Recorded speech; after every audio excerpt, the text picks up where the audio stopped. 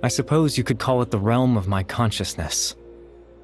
I'm someone who no longer exists in the real world after all, as you well know.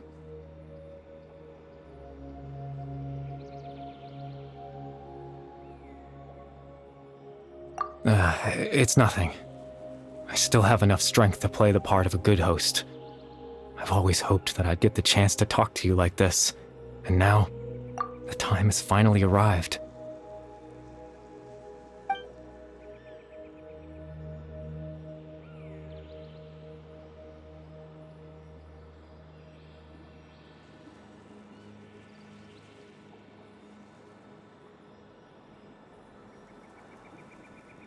Extreme sorrow and pain, hope and regret coursing through your veins, and a degree of abyssal power that defies comprehension. Father told me that once I possessed all those elements, I would become the loom of fate. But, despite his intentions for me, I never truly became the loom of fate. I was merely used as a means for its construction. In truth, I died the moment I set everything in motion.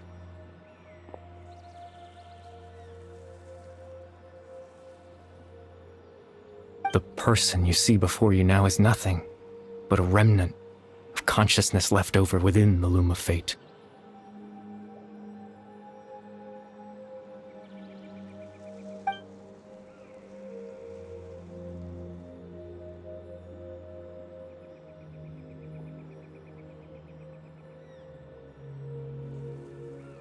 As for your question, the Loom of Fate is a device capable of weaving ley lines.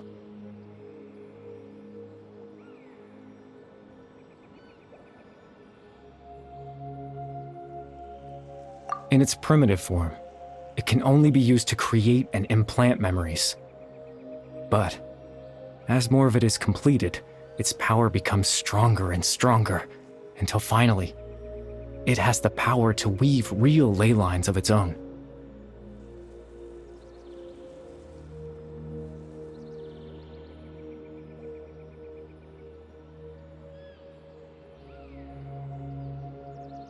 Once fully completed, the moment it gains the power to weave ley lines, it loses the lower level ability to influence memories.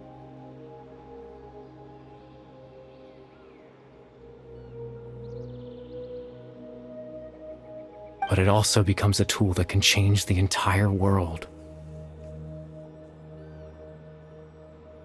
Yes, I have the ability to control the loom in its semi-completed form. I suppose you can think of it as a form of compensation.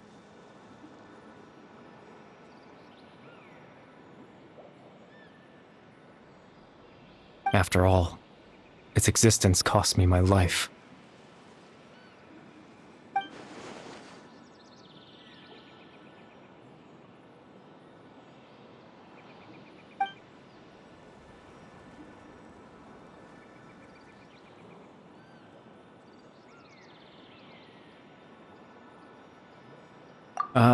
That. I was wrong to implant those memories. I'm sorry I caused so much trouble. Not only for everyone in the village, but for you as well. I just wanted them to feel like I once existed in this world. As if I had a chance at life.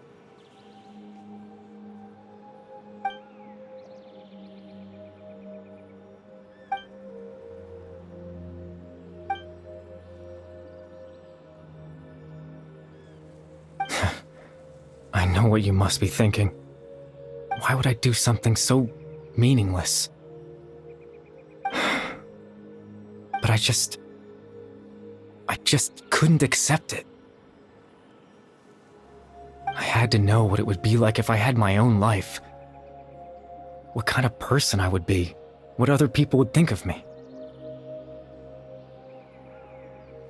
Chief Ahmadiyya, Baram, Granny Jahiyat. Atosa.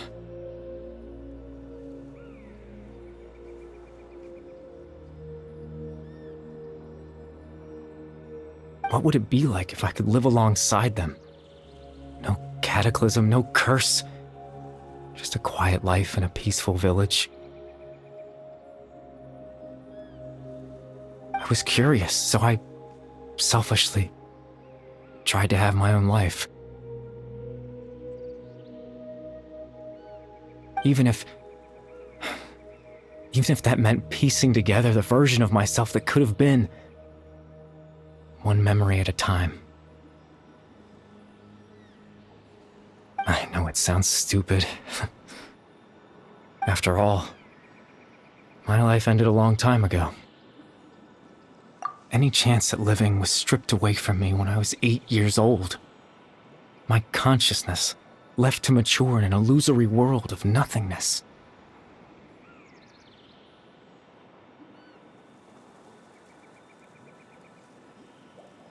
Even the form you see before you was nothing but an invention based on my father's appearance.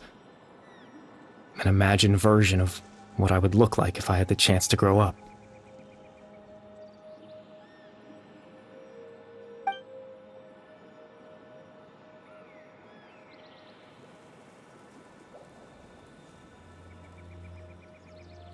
I know.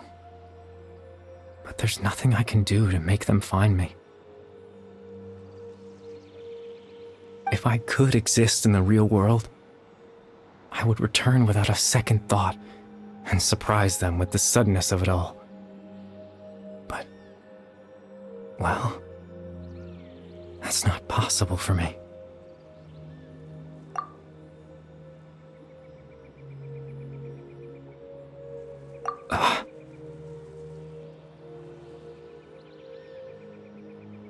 I know.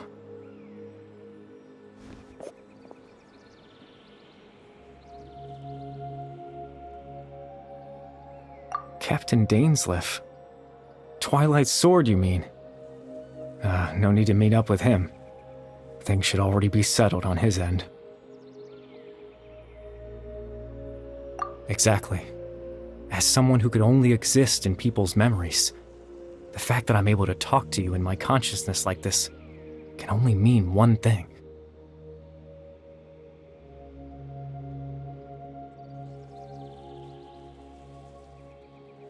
The loom of fate has already been completed.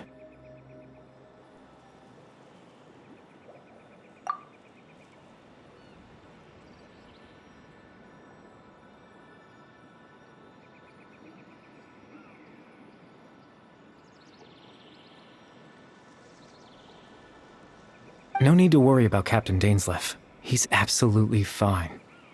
The only reason he lost the eye was because I happened to guess exactly what he was planning. Captain Dainsleif has had the eye inside his body this whole time, hasn't he? His plan was to lure the Abyss Order to a false location, capitalizing on their pursuit of the eye in order to have the chance to confront the princess.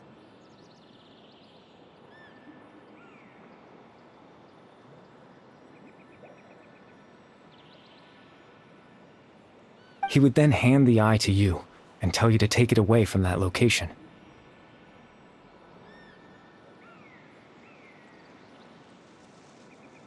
That way, Captain Dainsleif could accomplish his own goal and ensure the safety of the eye all at once. A very thorough plan. That's right, because in his mind, he had given it to you already.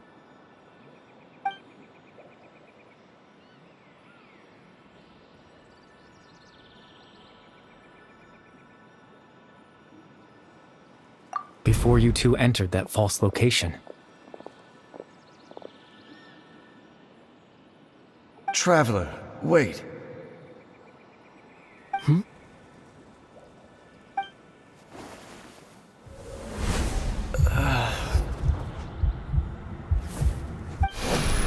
We've no time to lose. Let's head inside.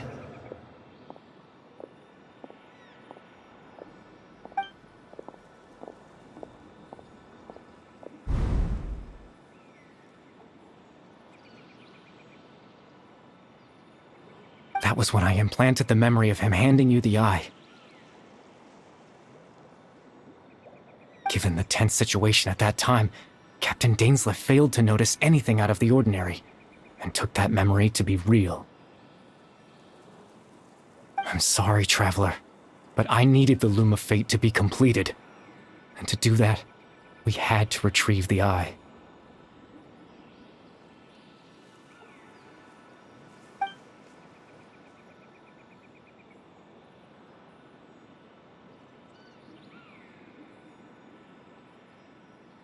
I promise I'm not trying to conceal anything from you, but I truly have no idea what the princess is planning. Tevat's ley line system is deeply entrenched in the planet. Creating new ley lines can neither replace nor extend the ones that already exist.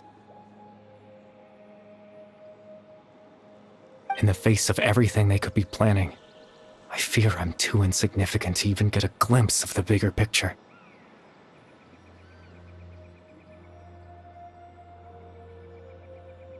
In any case, I had my own use for the Loom of Fate, and my goal, at least, has been achieved. You remember my father, don't you? Clothar Alberic. I believe you saw him in your sibling's memory. After he used the power of the Abyss to restore consciousness to my hilichurl form, I suffered from an indescribable level of mental anguish. To comfort me, my father told me a story, that this was a fairy tale world where I had to take on the form of a little monster. That story managed to dispel my fears, even if just for a moment. My goal was simple: to use the Loom of Fate in its near-completed form, when its ability to create memories was at its strongest.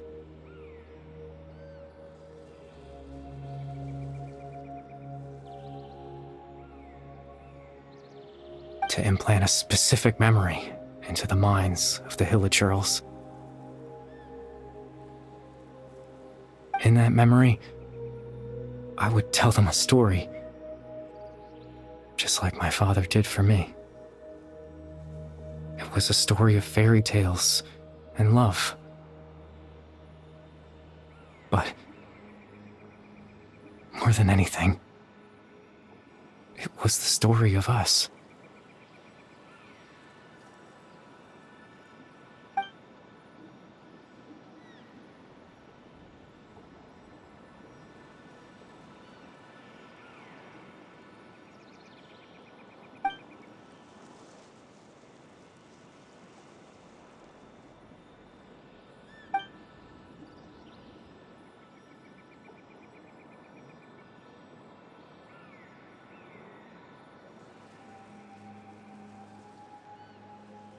I can't change the world. Not when I lost the very right to exist within it. Implanting those memories, that was the most worthwhile thing I could offer. All that's left of my existence is a wisp of residual consciousness tied to the Loom of Fate. In truth, that trace of my consciousness should have dissipated long ago. My goal was the one thing that allowed me to hold on all this time. But now, the bedtime story is finished. And it's finally time to rest.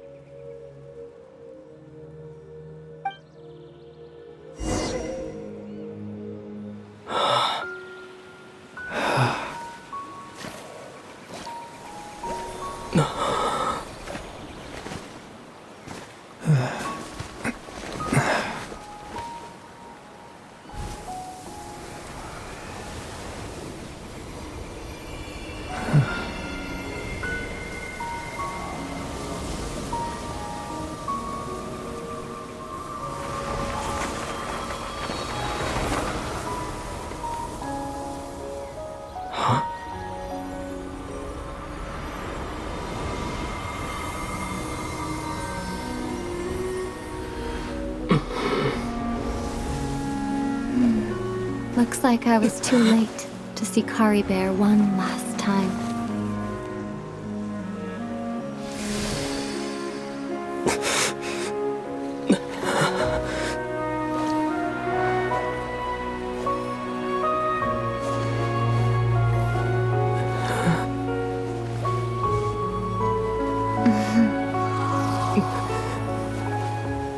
Caribert's consciousness is gone, and this space will soon disappear along with it.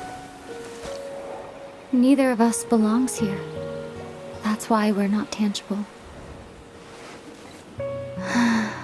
Were that not the case, I'd love to hug you too.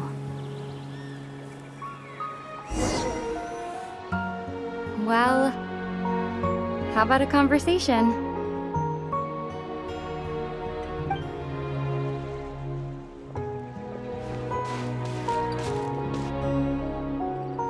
The chance to just stop and talk like this is certainly not easy to come by.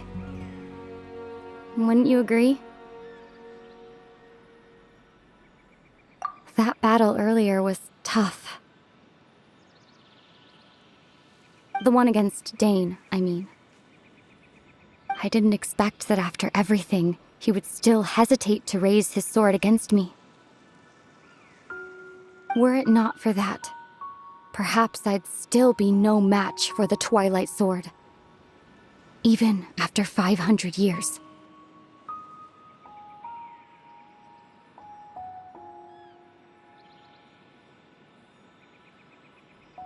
The Loom of Fate, huh?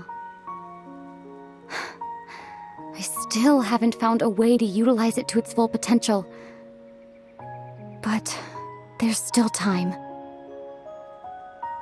Before the heavenly principles awaken. Yes, for 500 years now, ever since the cataclysm in Conria, there's been no sign of activity.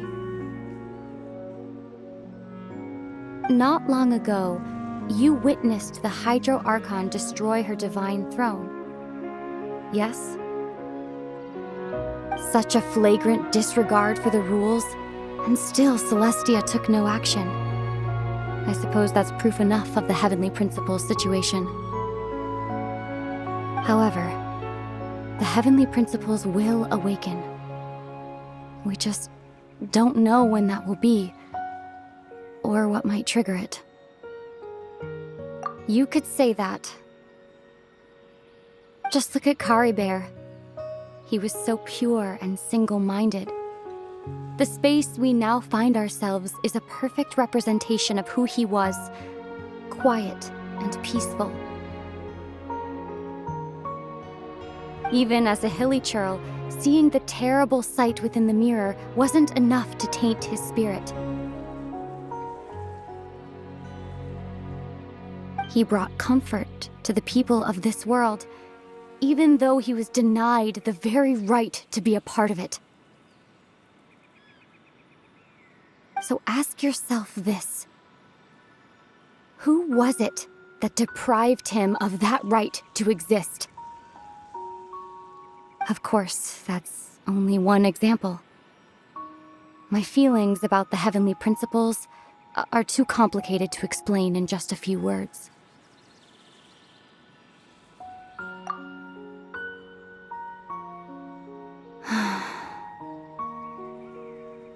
Ether?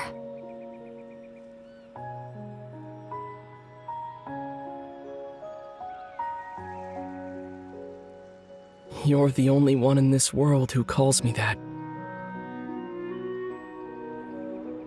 There's so much I wanted to ask you, but for some reason, I'm not interested in asking those questions right now. There's just one thing I have to ask. One thing I could never understand. Why? Why can't we continue our journey together?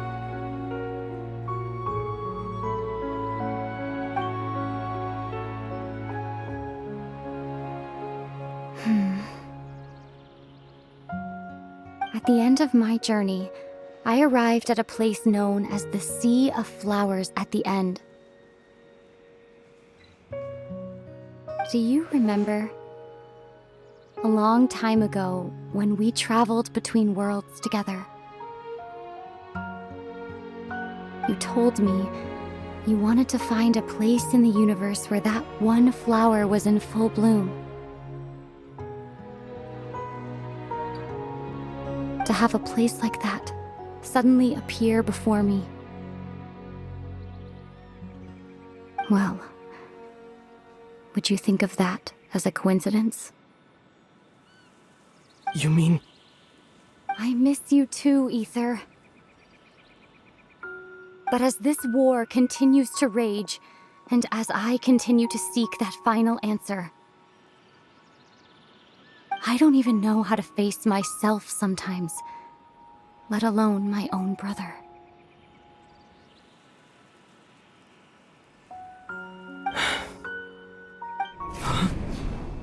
What's going on? This space has lost its tether. I doubt it'll be able to exist much longer. In fact, aside from our inability to physically interact with each other, there's something else you should know about this space. With Caribert gone, we won't be able to remember anything that happened here.